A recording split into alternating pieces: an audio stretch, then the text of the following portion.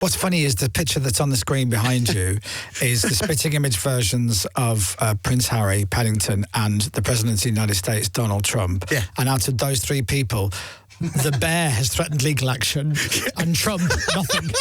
Nothing at all. Hey, we put the cameras on so you can see this handsome man that's sat opposite me. Oh, you sweetheart. Not you. Him. Yeah. Ladies and gentlemen, let's say good morning to Mr. Al Murray. Good morning. Good morning. All hail to the ale. Oh, and let's hear it for the beer. And white wine for the lady. And so on. So, I think it's a bit early to be him, if I'm honest with you. So can we skip that? We were saying as well, Al Murray, it's a great name. Alan Murray sounds like a really decent accountant. Does he? Yeah. Yeah, well, do you know him? No. Clearly not. And also as well, I think every time that you're on the show, I always say that I met Al Murray for the first time when he was doing The Pub Landlord. I was hosting a comedy night in Milton Keynes. Yeah. 29 years ago now. Shenley Clock Inn, wasn't it? That's it, yeah. And City of the Future. I thought, I wonder if there's anything, if I can find anything about those days, right? Because I think they're all Avalon comics, right? Yeah. Anyway, so I found something, and what I found was they used to do a newsletter, and so this is from about 97. So I was there in 96. Yeah. I started comparing it in 96. Yeah. But in 97, just a year later, you could go on Sunday, the 18th of May, to this comedy club in Milton Keynes and see a man called Simon Bligh and a man called Jason Byrne for £3. £3? For £3. Because I was like, I wonder if I've got you in here. So I was looking around. So every week I'm like, Boothby Graffo, there you go. He was doing a show. That was £6, right? Oh, right, okay. Yeah. But you could have got also, this is lovely, Jason Freeman. Yeah. And Tommy Tiernan, £3. Unbelievable. Now, a couple of years later, in November 1999, you could go and see, on one of the Sunday nights, Chris Edison and Robin Ince. Yeah. You could see them. And you could also go and see a man called Ross Noble. The Ross Noble, that was £4, £3 in advance. £3 in advance? Yeah. Wow. It's unreal. I mean, that is a long time ago. Yeah. I mean, £3 could buy your house in some parts of the country. I know. But to see that,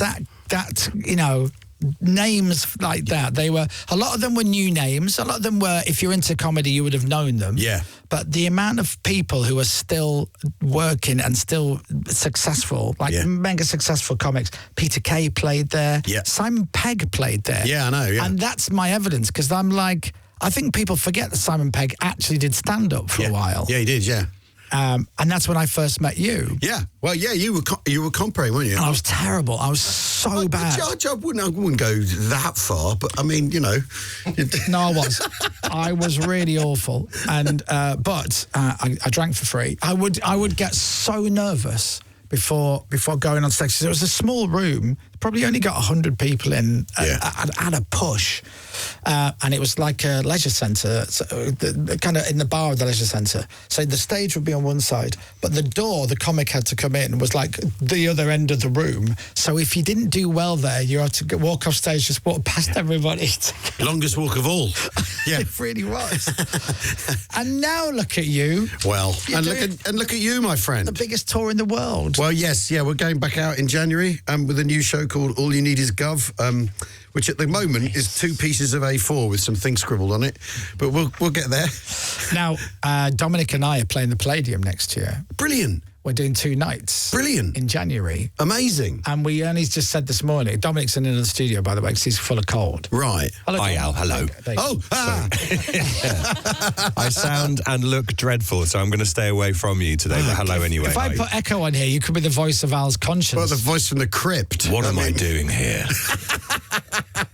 Why do I sound as I've got a cold? So we were now obviously we're not stand-ups, so we're doing like we basically, long story short, we've always wanted to play the Palladium. Yeah. So as a surprise to Dom, I just booked it and sorted it all out, and then told him one Monday and said tickets go on sale Friday. We sold it out. We're doing another show, so we did 2 shows at Brilliant. the Palladium, and we have written a skeleton show. Yeah. Right. A very skinny skeleton is what we've got at the moment now. And we felt really good about it because we're like, this is going to be really, really good. But we've not written anything for those bits. Okay. So we're going to do this bit at the top.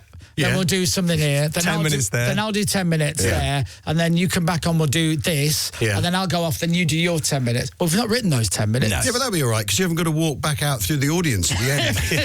That's true. Maybe we should. But then you just made me feel so much better because your tour, according to this, starts on January the 9th. Yeah. And you've got nothing. Well, it's not nothing. It's a piece of paper that's filling up. I might talk about robots for a bit. It's a bit like that, actually. Right. You know, like I'll talk about I know I'm going to talk about other people's kids. Right. I'm going to talk about other people's kids and other people's kitchens. They're 2 things I want to talk about. Right. Oh, that sounds good. There's a bit about robots. There's going to be a bit about the Battle of Britain, inevitably, with what I do. Well, you know a lot about it. I know quite a lot about it. And at the moment, that's kind of, and I know I can feel it. The thing is I get in this sort of state where I wake up and I go, oh yeah, I can see that working, and it sort of, I can see all the bits drifting into place. Right. And then what I have a list of lots of stuff on bits of A4, and then in my dressing room I'll have Post-it notes on the wall, Right. or on a mirror, and start like moving them around and doing this sort of mental organising. Yes. But then also the other thing is that like the first 45 minutes is improvised anyway. Right. So, which is just working off the audience. Yes. And you never know what you're going to get with that either. I love the fact because you love your history Oh, yeah. and you've done shows about history. Did you write a book about? I've written 3 history books. That's right. Yeah, yeah. And yeah. but what I love when comics, especially if they're in character, and they talk about a subject, but the person playing that character knows loads about that subject. So, for example, John Culshaw, the impressionist, loves astronomy, right? And he's really into it. So when he does his Patrick Moore, he can get really deep into it. He loves Doctor Who. Yeah. So when he does Tom Baker as Doctor Who, he can get really nerdy about Doctor Who. Brilliant. And it's the same with the pub landlord. Yeah. When he talks about history and the Battle of Britain, because you love that. Yeah. The pub landlord can we get really nerdy. Yeah, well, I will be talking about the Dowding system of radar early warning. Fabulous. See, you don't get that from McIntyre. You don't, and maybe that's for the best. But because I don't know what he knows about it, right? You got to know the observer core is integral to the early warning system. Yeah. The fact you've got RDF radar, which is different to what the Germans expect at the time. Anyway, don't drag me into. I love it. I do love it. So it starts on January the 9th. Yeah. So there's no warm-up shows. Well, there are some. Okay. Basically, I live in West London in Chiswick, Right. And there's a pub called the Tabard, that's 10 minutes from my front It's called door. the Tabard? It's called the Tabard. As in like a high vis. like a diddle lady. Yeah, yeah. Oh, yeah. weird name for a pub. Look, we could get hung up on the name of the pub if you want, but it's that's what it's called, and they have a little theatre. They have like a 50-seat theatre. So Right. I go there and do a show like 5:30 in the afternoon for £5. Love that. And the audience all know that it's a work in progress. So I do that, and I do sort of I'll do one at 5:30, one at 7:30, same again the next day, and that's how you start to sort of like put some bricks and mortar together and learn it, figure it out and learn it at the same time. And the audience co-write it with you, because if they laugh, then it stays in, and if they don't, then it gets fixed. Because obviously, there are certain things work in certain places, certain things won't work one night, they won't work another night. Yeah. But before you even get to that, so you're sitting at home and you're like, I'm going to do this bit where I'm talking about other people's kitchens, and I'll say, that's funny, that's funny, that's funny, that's funny. It's funny to you at that moment. It's very clever. Yeah. You pleased with yourself, that's great. Mm. But you're a well-established comic. But you could then do that, and everyone goes, "Yeah, that's right." Yeah. Well, that and not laugh. That's part of the fun. Is that has never gone away. That bit where you think, yeah, this will work, and you stroll down the club that night to a warm up, and you've got your list, and then you go, well, here's the thing about.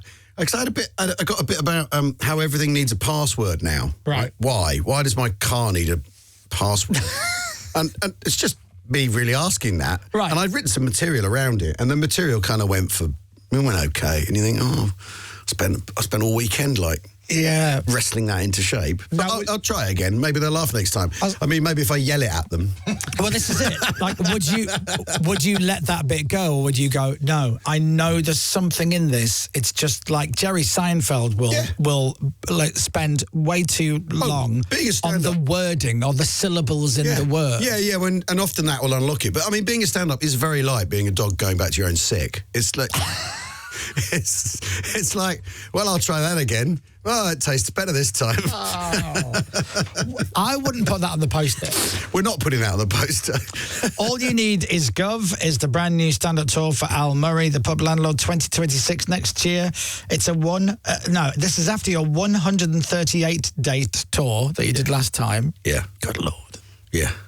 And you can get tickets, I'm guessing, from Al Murray. Well, thepublandlord.com. Oh, great. Is the place to go. Yeah. Did you get thepublandlord.com? We got thepublandlord.com a while ago. I was about to say. Yeah. I mean, or one of those Masters of Tickets type websites. Yeah, I get you. Yeah.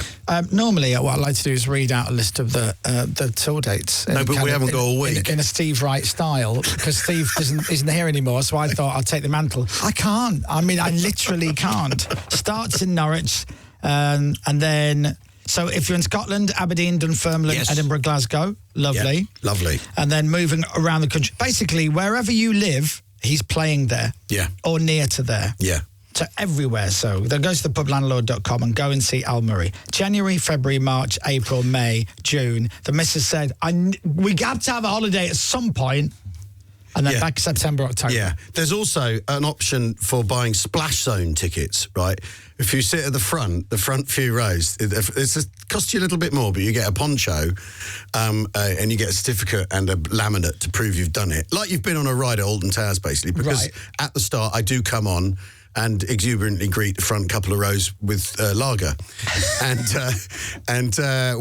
trialled this at this last bit of the tour at the beginning of this year, this Splash Zone thing, and the pictures are really funny because they look like Smurfs. It looks like a sea of blue with the ponchos. But what would happen is some nights they wouldn't put them on, and they'd have them under the chair in the packet. They'd be given them on their way in. You're in the Splash Zone, you better have your thing, and they wouldn't put them on, and you'd think, well, I'm still going to throw beer over you. Like, good luck to you. If you're going on the log flume, you're going to get wet. Exactly. That's exactly right. That's the best analogy. Oh, got wet. Yeah, exactly. My dad said to me years ago when I was a kid, my dad really made me laugh. We were at Alton Towers and we stood near the log flume, and he was just stood watching for, I think we went and did it, or we went and did something else, came back, and he went, I'll be watching people going on the log flume and then coming off. They queue up for like an hour, and then every one of them gets off, and they all go, "Oh, I'm all wet." What do they think it is? My dad's got lovely observations like that. It's like they're queued for an hour, and then they go, "We're all wet." Idiots.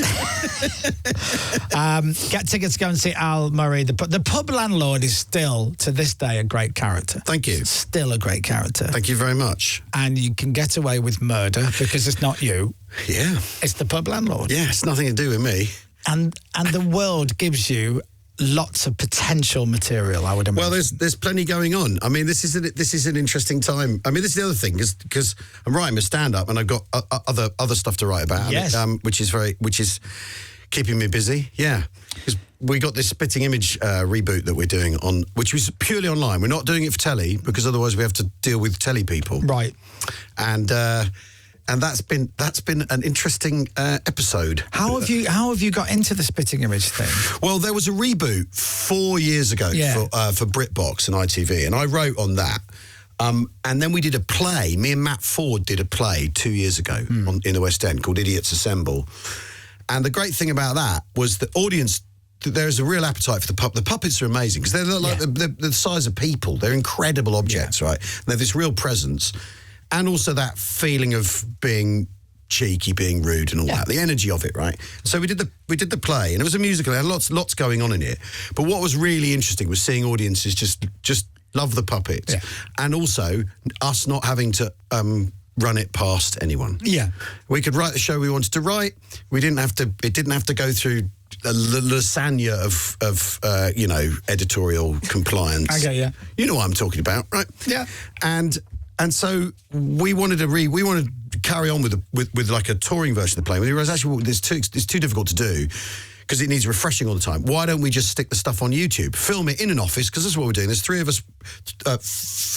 four of us writing on it.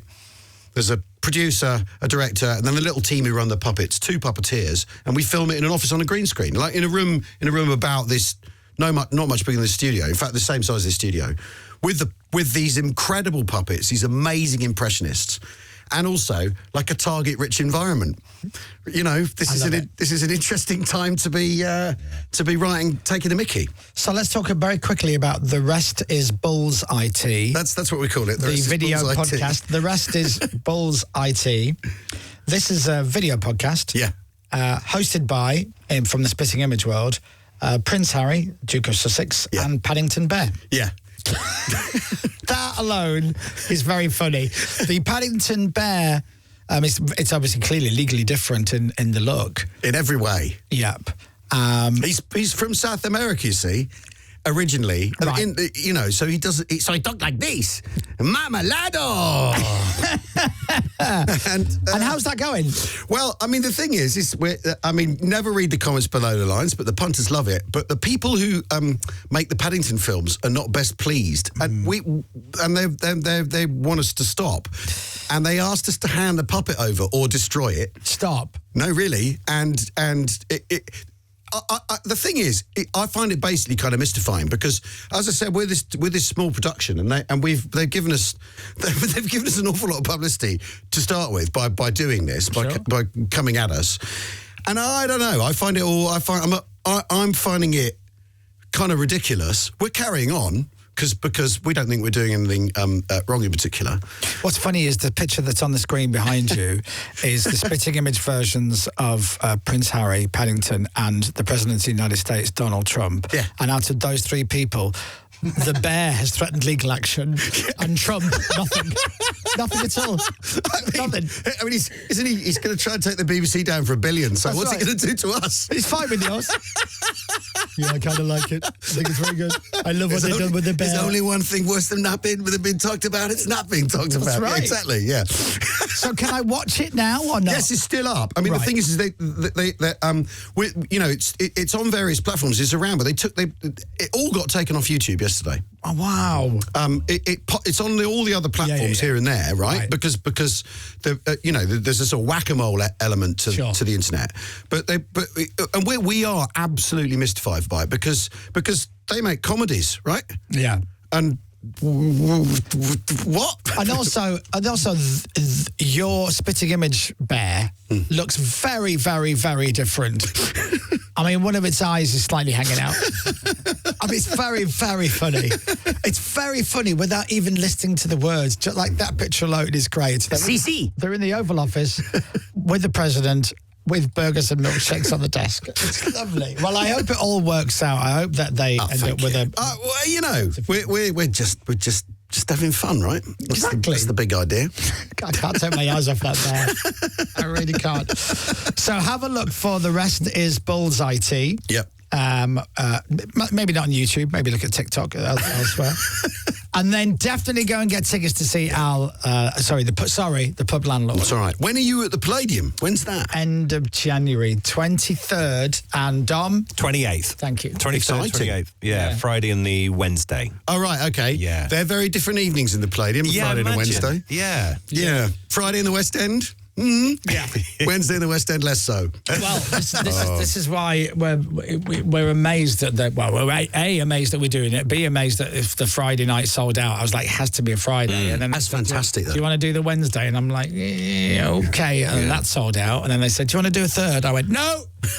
No. If the Pub Landlord would like to come and do 20 minutes, that would help us a lot. Have you got the dates there? Let me see if I'm free. 23rd.